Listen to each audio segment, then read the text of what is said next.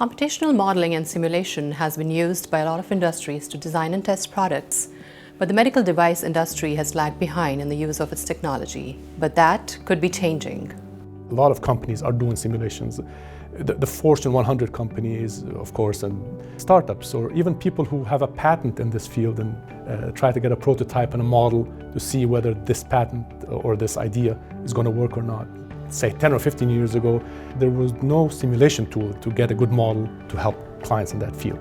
The problems were too complicated. There was no multi-physics coupling tool that can solve these problems. An interesting example are contact lenses. They deform a lot, they interact with the eye, and comfort is tricky because there's a wealth of information, and part of that work was to try to quantify that into a measurable mechanical or fluidic quantity and work with the designers to make the lens more comfortable and still functional. That's with simulation tools that we developed in this case, it was possible to get close to quantifying what a comfortable and good functional lens behaves like.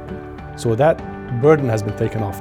Still doesn't mean it's trivial because the engineer or the analyst doing the analysis still has to get things right, has to validate the model, make sure it reflects reality, but at least it is doable. So we're in a better place in this industry with using simulations than we were a while back, and that's why you see it quite prevalent now. I think some standardization would be good. There's now a lot of effort by the FDA to include simulation and simulation validation and verification. The FDA was holding an annual conference on computational modeling for cardiovascular devices. We said this is what ASME is doing in the computational modeling and simulation world, and we were very happy to see that the response was overwhelming, that they were familiar with it, and they kind of wanted to keep, that there was agreement that these V&V standards would be under the same home.